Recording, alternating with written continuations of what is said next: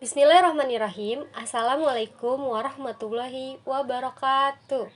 Pada kesempatan kali ini, kami dari kelompok 1 akan menjelaskan materi mengenai menulis kreatif. Sebelum kami menjelaskan materi tersebut, kami akan memperkenalkan diri terlebih dahulu. Saya Diah Ayu Widyastuti. Saya Diah Ayu Setiawati. Saya Diah Fikriya Salsabila. Saya Ismaya Mariani. Saya Musmirotun. Saya Nur Aini. Saya Siska Ainun. Definisi menulis kreatif. Menulis merupakan proses kreatif untuk menuangkan gagasan, pikiran, dan ide dalam bentuk bahasa tulis. Sedangkan kreatif adalah daya cipta yang mempunyai kemampuan untuk menciptakan suatu hal yang tidak hanya berporos pada kecerdasan, tetapi meliputi imajinasi. Sehingga definisi menulis kreatif adalah proses yang apabila dilakukan dengan baik tahapannya secara konsisten, maka akan menjadi keterampilan atau skill untuk melahirkan karya yang berbeda. Karya sastra yang memiliki jalan kreatifnya sendiri. Jadi, menulis kreatif menekankan pada sikap aktif seseorang untuk menulis, kemudian mampu menemukan proses kreatifnya agar tulisan menjadi baik dan menarik.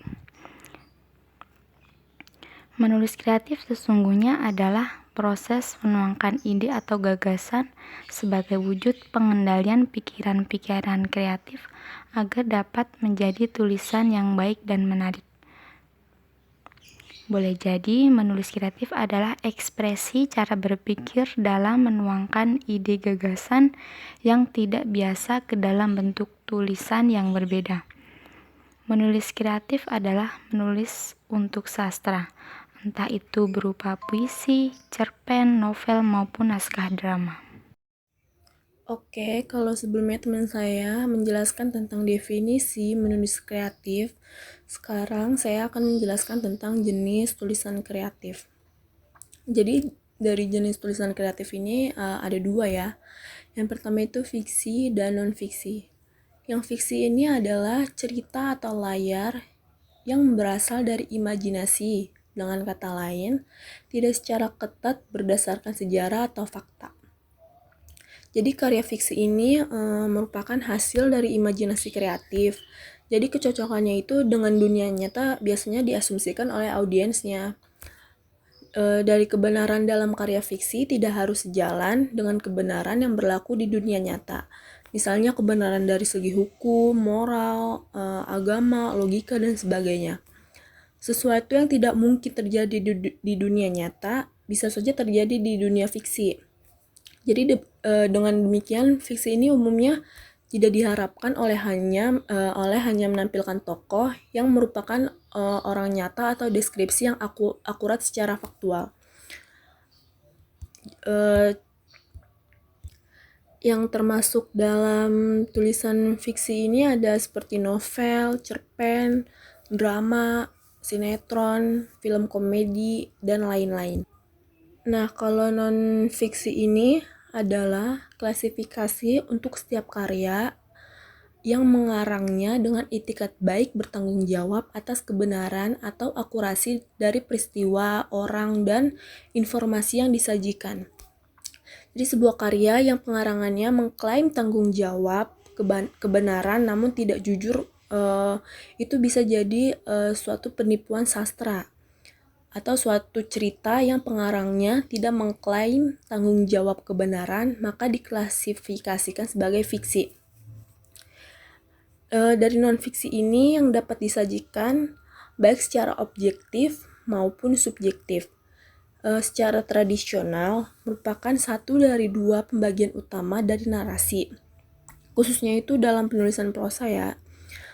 Pembagian tradisional lainnya adalah fiksi yang berkontras dengan non-fiksi dalam hal penyampaian informasi, peristiwa, dan karakter yang sebagian kecil atau besar merupakan hasil imajinasi. Contoh dari non-fiksi ini ada seperti kamus, terus jurnal, filsafat, sejarah, buku ilmiah, dan lain sebagainya. Selanjutnya, kami akan menjelaskan mengenai 8 modal utama dalam menulis kreatif. Yang pertama yaitu penguasaan bahasa dan cara menulisnya.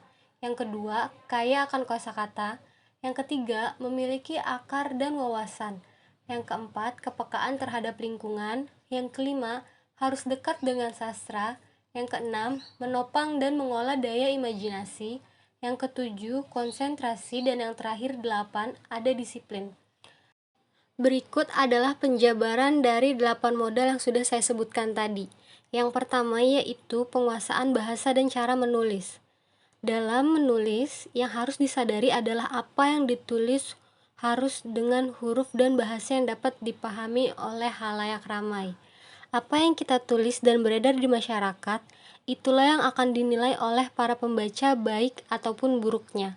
Karena itu, tulisan harus ditulis dengan huruf dan bahasa yang dapat dipahami oleh para pembaca. Slide selanjutnya adalah kaya kosakata. Bahasa bisa dipahami bila ditulis dengan paparan jelas, yaitu menggunakan kata-kata mudah dipahami artinya dan dirangkai menjadi kalimat tidak rumit, agar mampu mengungkapkan pikiran secara afektif dan ekspresif. Untuk memperkaya kosakata, diperlukan latihan yaitu membuka kamus untuk mencari kekuatan kata-kata. Caranya, himpun paling sedikit 10 kata yang mengandung makna atau mengekspresikan. Pertama, cinta. Kedua, kebencian. Ketiga, kedamaian. Keempat, pujian. Kelima, hardikan. Keenam, aklamasi. Ketujuh, rayuan. Kedelapan, ancaman. Kesembilan, kerinduan. Kesepuluh, keresahan. Dan selanjutnya, memiliki akar dan wawasan. Seorang pengarang dituntut memiliki akar dan wawasan tentang materi yang ditulisnya. Keduanya dapat diperoleh melalui observasi, survei, membaca buku-buku, atau ikut menjalani kehidupan bersama objeknya. PAT dikenal sebagai peneliti sejarah dan rajin mengclipping hasil penelitiannya. Percy S. Brock, penulisan novel yang berlatar belakang Cina karena ia hidup puluhan tahun di Cina dataran sebagai pekerja susila sehingga ia mengetahui betul karakteristik masyarakat. Dan selanjutnya, kepekaan terhadap lingkungan. Karena kita harus mengenal karakter manusia dan alam semesta.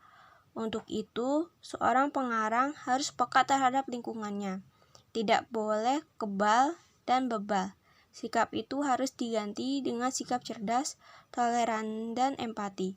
Sikap cerdas, toleran, dan empati membuat orang menjadi lebih mudah bergaul, punya rasa belas kasihan, komunikatif, mudah beradaptasi, serta mampu merasakan yang dirasakan oleh orang lain. Slide selanjutnya adalah harus dekat dengan sastra. Pada dasarnya, menulis kreatif adalah menciptakan karya sastra yang berbeda. Contohnya, seperti karya sastra puisi, cerpen, drama, pantun, syair, dan lainnya. Lalu, sastra yang tercipta sebagai acuan literasi dalam menguasai penulisan. Literasi sendiri mempunyai istilah umum yang merujuk pada kemampuan dan keterampilan seseorang, seperti membaca, menulis, berbicara, menghitung, juga bisa memecahkan masalah di dalam kehidupan sehari-hari. Nah, literasi ini tidak bisa dilepaskan dari kemampuan seseorang dalam berbahasa. Maka dari itu, mengapa sastra menjadi literasi dalam menguasai penulisan atau sebagai acuan literasi dalam penulisan? Karena sebagai penulis yang kreatif atau sebagai penulis profesional atau kita yang sebagai orang yang menyukai menulis, salah satunya cara kita menuangkan ide dalam pikiran kita agar dapat dituangkan dalam bentuk tulisan. Itu salah satunya caranya adalah membuat karya sastra. Karya sastra itu nggak perlu yang seperti novel, tidak, tapi bisa juga kayak seperti puisi, atau pantun, atau syair. Dalam moda utama menulis, itu ada menopang dan mengolah daya imajinasi. Mengapa? Daya imajinasi itu penting dalam menulis kreatif. Menurut Maya Angelou, jangan jadi pengarang kalau malas atau malu-malu berimajinasi. Bagi seorang pengarang, imajinasi adalah keharusan dan modal utama. Dan berimajinasi tinggi itu bisa dipelajari dan diasah dengan cara latihan yang penuh disiplin. Sehingga yang merasa tak berbakat tetap bisa memiliki daya imajinasi sebagai modal utama mengarang. Baiklah, saya akan melanjutkan penjelasan dari yang sebelumnya, yaitu memompa dan mengolah daya imajinasi. Berikut ini beberapa serangkaian latihan untuk mengasah daya imajinasi tersebut. Apa saja? Yang pertama, banyak membaca buku yang memacu imajinasi. Dengan banyak membaca buku, maka akan memunculkan imajinasi-imajinasi yang ada dalam pikiran kita ketika kita akan membuat suatu cerita atau menulis cerita. Yang kedua, menyendiri untuk berhayal. Dengan berhayal, maka akan membantu kita untuk menentukan cerita apa yang akan kita tulis. Yang ketiga, mendekatkan diri dengan alam dan isinya untuk bermetafora. Misalnya, menjadi burung, menjadi sungai, kupu-kupu, dan lain-lain. Hal ini bertujuan untuk kita lebih memperdalam lagi apa yang akan kita tulis nantinya. Yang keempat, mengolah berbagai perasaan, seperti perasaan sedih, gembira, kecewa, muak, dan lain-lain. Berikutnya, konsentrasi. Ketika akan menulis sebuah cerita, kita tidak hanya duduk di depan komputer saja, melainkan kita juga harus berkonsentrasi. Hal tersebut bertujuan untuk menjernihkan pikiran serta memfokuskan menulis agar pikiran tidak bercabang. Dengan berkonsentrasi juga, kita akan memperoleh pikiran yang jernih agar dapat ide yang cemerlang ketika menulis. Selain itu, kita juga mendapat ketenangan dan juga ketentraman ketika menulis sebuah cerita. Dengan berkonsentrasi pula adalah momentum yang tepat untuk membujuk diri agar terus menulis. Kemudian yang terakhir, disiplin. Untuk menjadi seorang penulis yang sukses, maka kita harus disiplin dalam menulis.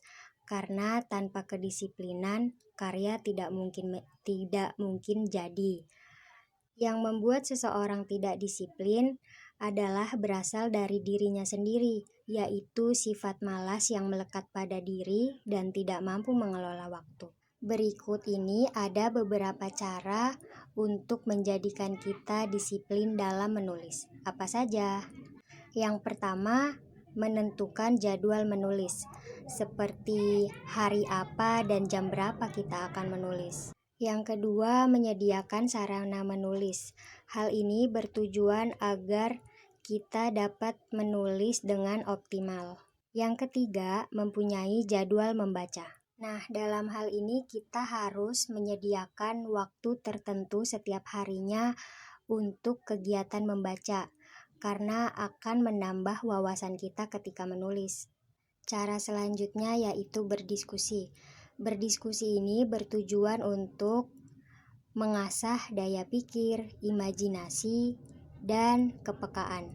Dan yang terakhir adalah evaluasi, yaitu mengevaluasi karya yang telah kita buat atau kita ciptakan. Sekian penjelasan dari kelompok kami, kurang lebihnya mohon maaf. Wassalamualaikum warahmatullahi wabarakatuh.